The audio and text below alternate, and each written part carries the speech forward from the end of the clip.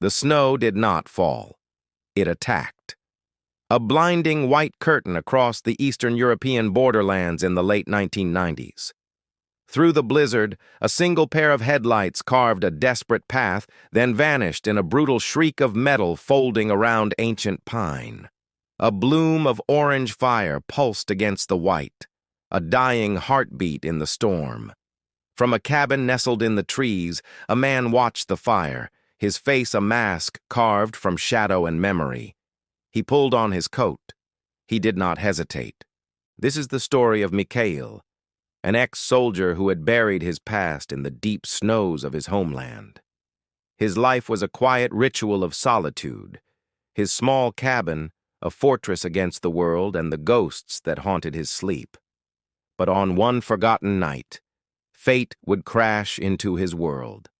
This is the story of the choice he made, the stranger he saved, and how that single act of humanity would forge an unbreakable bond with a man the world knew only as an action hero. It is a story about a debt and the long, patient road to its repayment. Mikhail moved through the blizzard with a purpose that defied the wind. The wreck was a mangled heap of steel, flames now consuming the engine block. The cold was so intense the fire seemed to struggle for air. He saw a silhouette slumped over the steering wheel, unmoving.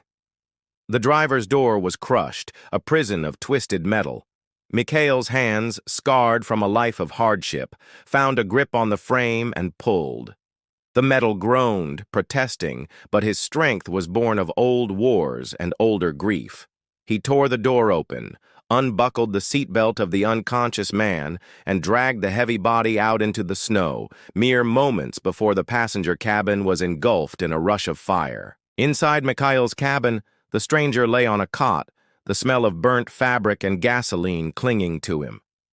Mikhail cleaned the man's wounds with practiced hands. He was large, powerfully built, but vulnerable.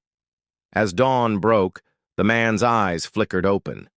They were filled with pain and disorientation. "Where am I?" he asked, his voice a low rasp. "You are safe," Mikhail replied, offering a cup of water. The man claimed his name was John, a consultant who had lost his way in the storm. But Mikhail saw the truth in the man's eyes, a hunted look he recognized from the battlefield, and the man's injuries. Some were not from the crash. They were from a fight. A sharp knock on the cabin door echoed like a gunshot in the silence. It was the local border patrol, their faces hard and their questions sharp. "We are searching for a foreigner," their leader said, his eyes scanning the inside of the cabin. There was a crash. Mikhail stood between them and the room where the stranger lay hidden. "A hunter," Mikhail lied, his voice a flat, steady stone. "He was caught in the storm. He has already left." The officers lingered, their suspicion a palpable force, before finally departing into the snow. In that moment, Mikhail saw the face of his own son, lost years ago in a conflict he could not control. He had failed to protect his own blood. He would not fail this stranger. The moral weight of his choice settled upon him, heavy and absolute. Days passed. The stranger, John, began to heal. The quiet of the cabin was a stark contrast to the growing tension. The patrols became more frequent, more aggressive. One evening, as the fire crackled, the man finally broke his silence. "My name is not John," he said. Mikhail simply nodded, feeding a log into the flames. "I know." The man sat up, his gaze steady and intense. "My name is Steven Seagal. I was here to advise on security protocols for a government facility. I uncovered a trafficking ring, run by the very men I was sent to help. They tried to kill me. The crash was not an accident." Mikhail listened, his expression unchanging. The world of movie stars and Hollywood felt like another planet. But the language of corruption and survival, that was a language he understood perfectly. An alliance was forged in the small, isolated cabin. Two warriors from different worlds, united against a common enemy. Mikhail taught Steven how to move silently through the frozen forests, how to read the snow and the wind. Steven, in turn, showed Mikhail techniques of unarmed combat, a deadly ballet of motion and force. In the long, dark nights, they spoke. Mikhail talked of his son, of the soldier's sorrow. Steven spoke of a life spent pretending to be a hero and the strange emptiness it sometimes brought. They were no longer a rescuer and a victim. They were brothers in arms, planning a desperate escape. Under the cover of a moonless night, they moved. They bypassed patrols, navigated treacherous terrain, and made their way to a prearranged extraction point deep in the woods. A vehicle was waiting. It was time to part. "I will not forget this, Mikhail," Steven said, his hand on the old soldier's shoulder. "I owe you my life." Mikhail simply replied, "Go. Live a life worthy of the one you have been given." Steven disappeared into the darkness. The next morning, Mikhail returned to his empty cabin. On the simple wooden table lay a note. It read, "A debt is a bond. I will repay it." The silence of the forest returned, but it was a different silence now, filled with the echo of a promise. A stranger, a storm, and a choice that could cost you everything. What would you have done in Mikhail's place? To shield a man you do not know from the authorities, risking your own life on nothing but instinct? Let us know in the comments, and subscribe, because some debts are paid in ways you can never predict. 15 years passed.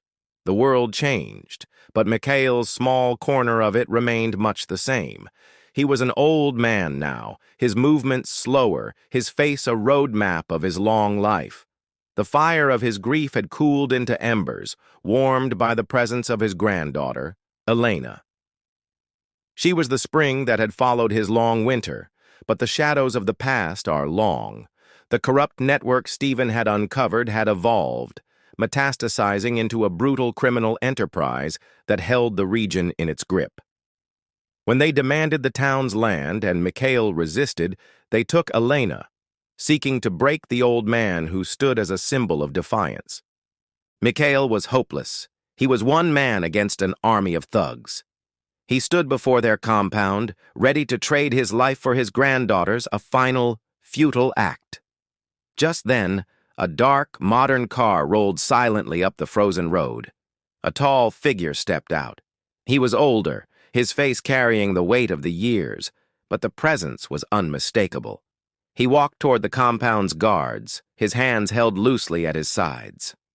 "I believe you have something that belongs to a friend of mine," Steven Seagal said, his voice calm and lethal.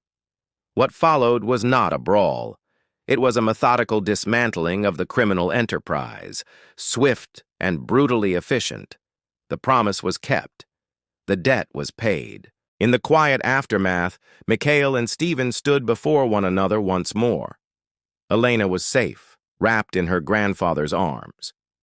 "You came back," Mikhail said, his voice thick with emotion.